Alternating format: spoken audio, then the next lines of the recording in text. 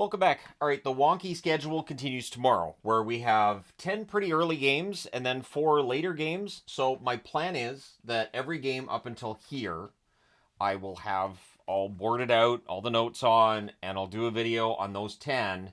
That'll get posted to the channel, and then I'll post the other 4 later, and other video goodness will be smattered throughout the day. You guys like a smattering of videos? I hope so, because that's what's coming.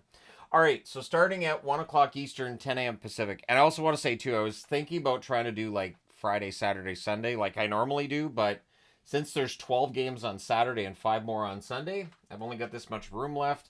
I was like, I don't want to do 2 huge boards for a preview. So it means I'll do another preview tomorrow night for Saturday and Sunday. So 1 o'clock Eastern, 10 a.m. Pacific, the New York Rangers and the Philadelphia Flyers get at it. So the New York Rangers are 12-8-1. They're 4-6 in their last 10. Philadelphia is 10-10-3, but they're 6-2-2 in their last 10. This is the first of 3 meetings. They'll meet again January 23rd and April the 9th. And I threw in some different stats for this. So the power play of the Rangers is at 15th. Kind of surprised it's that low. Their penalty kill is still excellent at 2nd. Goals for, they're 10th in the league in terms of goals scored per game, and they're 11th in goals against. One thing to keep an eye on is apparently Panarin likes to take shot attempts. 22.33 shot attempts per 60 minutes played. On the Philadelphia side, their power plays at 24th, which is still better than last year. Their penalty kill is 3rd. Goals for, 20th. Goals against, 27th. Shot attempts per 60 is the number I've used here as well. Tippett with 22.04 shot attempts per 60. Doesn't get into the shots on goal necessarily, but shot attempts are there. And if you watch Rangers and Flyers play, you know that Tippett and Panarin take plenty of shots. 2 o'clock Eastern, 11 a.m. Pacific. So an hour later, we've got Chicago and Minnesota. Chicago's 8-12-2 on the season. They're 4-5-1 in their last 10, which isn't bad. Minnesota 14-4-4 overall. They're 6-2-2 in their last 10. November 10th, Chicago won this matchup in overtime 2-1. They'll meet again December 23rd and January 26th. The Chicago power play is 11th in the NHL, which is remarkable considering Bedard's only got 4 goals. Their penalty kill 16th. Goals for, they're actually 27th in the NHL in goals scored per game. They're 13th in goals against because Mrazek's fantastic. Ryan Donato is averaging 1.66 goals per 60 minutes played. So what that means is every 60 minutes of ice time, Donato's getting 1.66 goals, which is pretty good. On the Minnesota side, the power play is 18th. The penalty kill is surprisingly 26th. You would think it'd be tops because in goals for, they're 12th, but goals against, they're first. You would think with them being first in goals against, they have a really good penalty kill. You'd be incorrect. Kaprizov has 4.49 points per 60 minutes played. That number is excellent. Honestly, any of the player numbers I put on the board, pretty good numbers. And I wanted just to indicate some stuff here. And some of this is advanced stats, but it's fine. 3 o'clock Eastern, noon Pacific start between Vancouver and Buffalo. And we have 6 games starting at that time. So it's going to get busy then. 11-7-3 is the record for the Canucks. They are 5-5 in their last 10. Buffalo 11-10-1 overall. They're 7-3 in their last 10.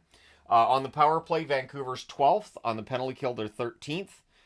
Goals for, 13th, and goals against, 22nd. And this will be their first game without Hronek. Garland, an interesting stat with him. He has drawn 29 penalty minutes, so he's caused the opposition to take 29 minutes in penalties. He's only taken 13. So that's a 16 in the positive for Vancouver in terms of penalty minutes when Garland's involved. Thompson is averaging 23.78 shots per 60 minutes. Shot attempts per 60 minutes. Not shots on net per 60 minutes. Although he's high in the shots on net category too. That 23.78 is actually higher than both Tippett and Panarin at the top of the board there. So, yeah, that should be interesting. 3 Eastern, noon Pacific start between the... and Vancouver and Buffalo will play again on January the 21st in Vancouver. Also at 3 Eastern, noon Pacific, the New Jersey Devils and Detroit Red Wings. New Jersey's 15-8-2. They're 7-3 in their last 10. On the Detroit side, they're 10-10-2. They're 4-5-1 in their last 10.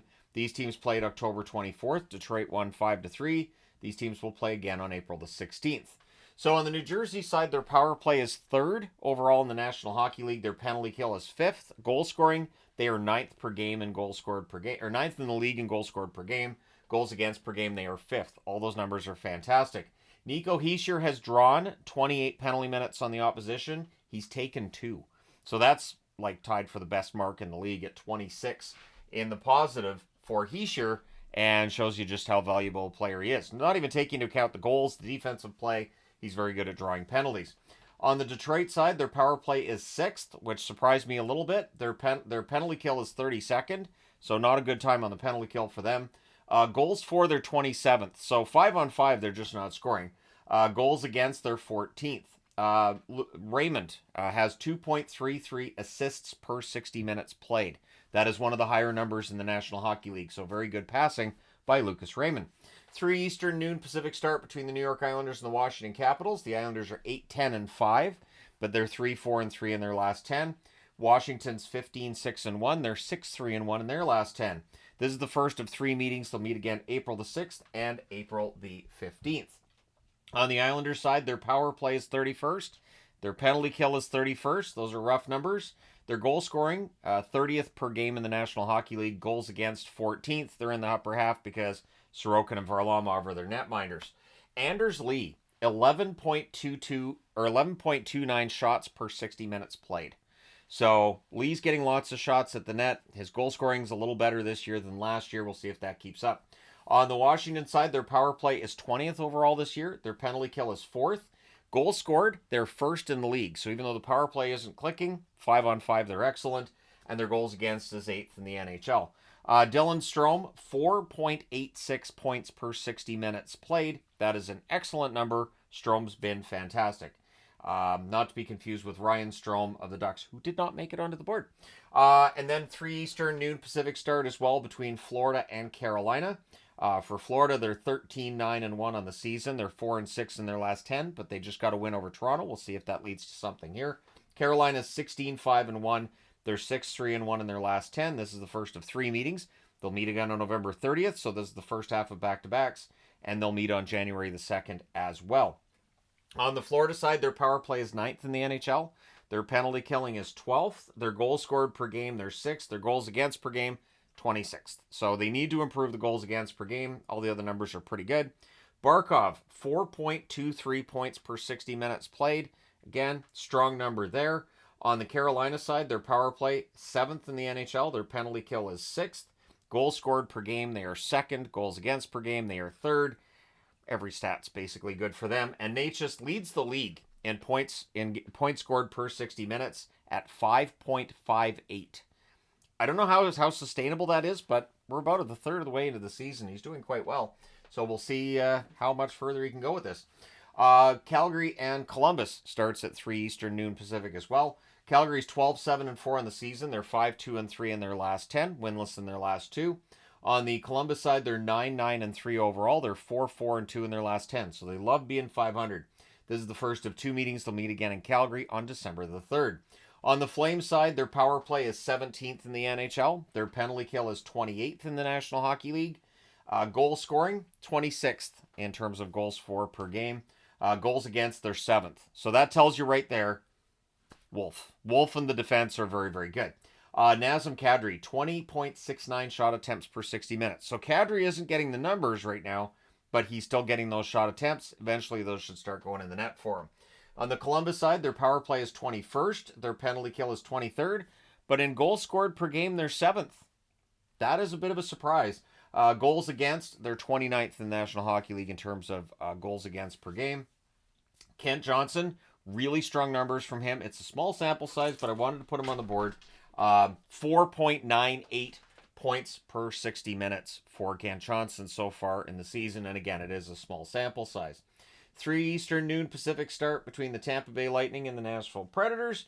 Because this is Stamkos at home against Tampa, I'm going to go ahead and say, sure, why not? We're Nashville. Maybe this is one that the Preds win. October 28th, these teams met in Tampa, and it was a 3-2 overtime win for the Bolts. Tampa Bay's 11-8-2 on the season. They're 4-4-2 in their last 10. Nashville's 7-12-4 overall. They're 3-4-3 in their last 10. On the Tampa Bay side, their power play is 8th. Their penalty kill is 23rd. Goals scored per game, they're 4th in the NHL. Goals against per game, they are 18th. Getting into the penalty minutes side of things, Kucherov has drawn 18 minutes in penalties this year. He's only taken 2. So he has taken a penalty and he's drawn 9. So that's really strong numbers there. On the Nashville side, on their power play, they're 14th. Their penalty kills first in the NHL. Their goals scored per game is 32nd, so not great. The goals against per game, 24th. It'd be worse without Saros. It really would. Nyquist, he has drawn 20 minutes in penalties. He's taken 4. So watch the games and see, does Nyquist draw a penalty tomorrow? Does Kucherov draw a penalty tomorrow? And then you can say to your friends, hey, that's like 20 penalty minutes Kucherov's drawn, and he's only taken 2. And then your friend will like put his beer down and go, shut up. So 3:30 Eastern, 12:30 Pacific, the LA Kings and the Anaheim Ducks get at it. Or your friend might say, nerd. So the Kings are 12-8-3 on the season. They're 5-5 in their last 10. On the Anaheim side, they're 9-9-3 overall. They're 5-4-1 in their last 10. On October 20th, LA won this matchup 4-1. These teams meet again February the 8th and April the 10th. The LA numbers, not fantastic, but again, they are, in that playoff spot. They're 26th on the power play this year, 14th on the penalty kill, which isn't bad. Goals scored per game, they're 16th in the NHL. Goals against per game, they are 9th. Anze Kopitar has 2.74 assists per 60 minutes. So good setup man there in Kopitar. Not a surprise to anybody who's watched him play, of course. On the Anaheim side, their power play is 28th. Their penalty killing is 27th. Those numbers need to get better. Goals for per game, they're 25th. Goals against per game, they are 12th. Troy Terry has drawn 26 minutes in penalties. He's only taken 2. So Terry's excellent in that regard as well. 3:30 Eastern, 12:30 Pacific. And again, this will be the last game that I review in the first review video tomorrow. These ones go later.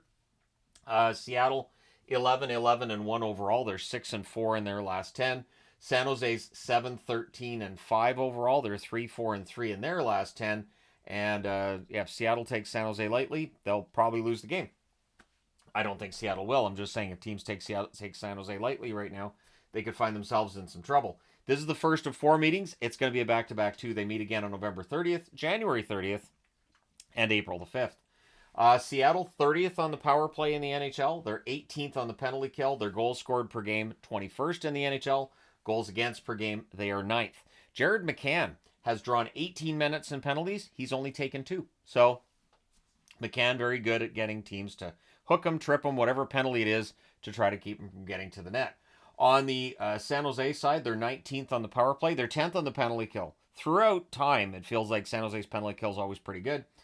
Goals scored per game, San Jose's 23rd. Goals against per game, they are 28th. Eklund has drawn 16 minutes in penalties. He's only taken 2 minutes in penalties. Again, really good numbers there for Eklund. And so don't be surprised if he draws a power play tomorrow for San Jose either. And then we get into the later games. 6:30 Eastern, 3:30 Pacific. We have Pittsburgh and Boston. Pittsburgh's 8-12-4 on the season. They're 3-5-2 in their last 10. Boston's 11-10-3 overall. They're 5-3-2 in their last 10. This is the first of 3 meetings. They'll meet again March the 1st and April the 13th. Pittsburgh's 13th on the power play. That's the weird thing. Pittsburgh's numbers are awful overall, but their power play isn't garbage this year. Last year, it really was. The penalty kill, 15th overall. I did see a comment yesterday saying, I wish you'd start talking about how this which power plays suck. There hasn't really been an awful power play this year, not like Philly's last year or Pittsburgh's last year, but Pittsburgh's penalty kills 15th. The goals scored per game, 24th in the NHL. Goals against per game, they're dead last, 32nd. Carlson, 159 shot attempts this year. 59 of them have hit the net, but 159 shot attempts is a lot. On the Boston side, they're 32nd on the power play. That's an ouch. 21st on the penalty kill. So if there's a power play that I'm going to start ragging on right now, it would be the Bruins.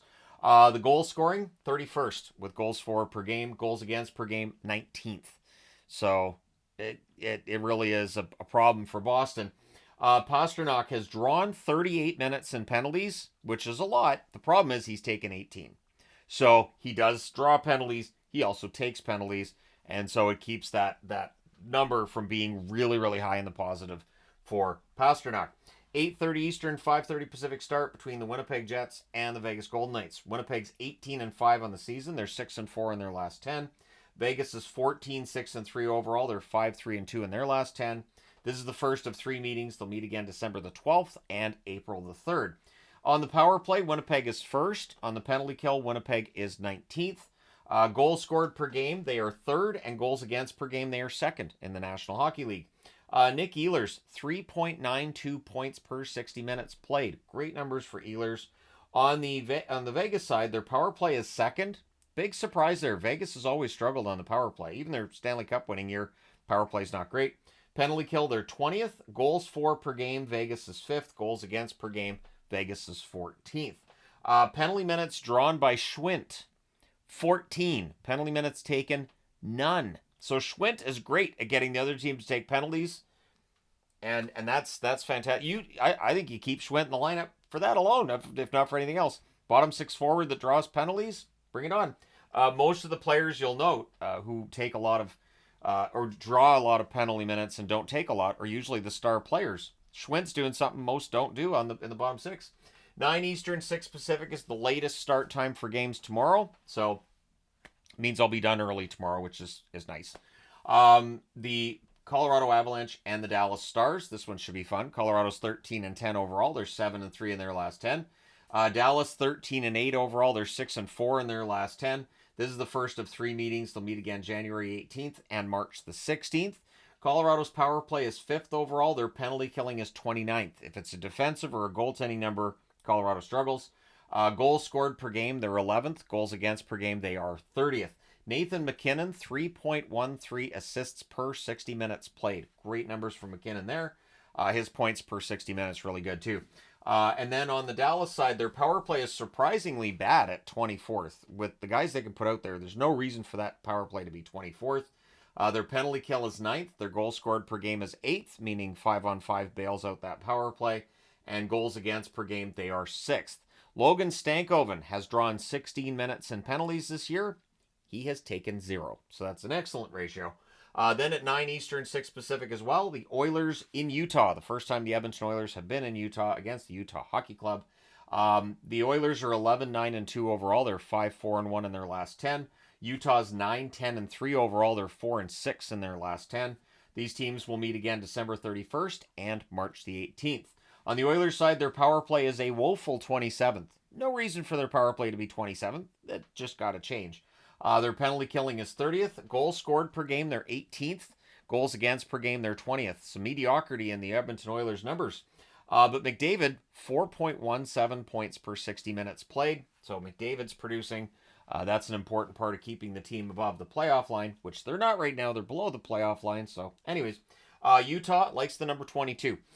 They are 22nd in power plays, 22nd in penalty killing. They are 22nd in goals scored per game, 20th in goals against per game. And Dylan Guenther, 22.29 shot attempts per 60 minutes played.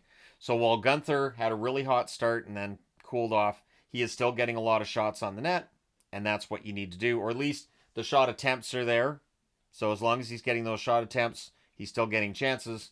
And eventually that puck starts going back in, which it seems like it has over the last week. So there you go. Let me know your thoughts in the comment section below, as always. Don't forget to hit like and subscribe in the event that you may not have done so already. Thank you guys so much for watching. I also wanted to throw this in here too. I don't talk about like the members stuff and Patreon, but I did a fun little video today where I did summarize, and by little I mean it was a long video, but I did summarize at one point in it. I brought up my power rankings board that I used during the week and went through who I moved around and talked about who I moved and why. So that's the kind of content that I do for members. I also do like behind the scenes stuff, talk about some of the personal stuff at times as well. So just throwing that out there. I do not advertise memberships often. I just thought I'd throw that out there in this video. So let me know your winners for tomorrow's games in the comment section below. If you haven't already hit like and subscribe, please do. And I will talk to you again soon.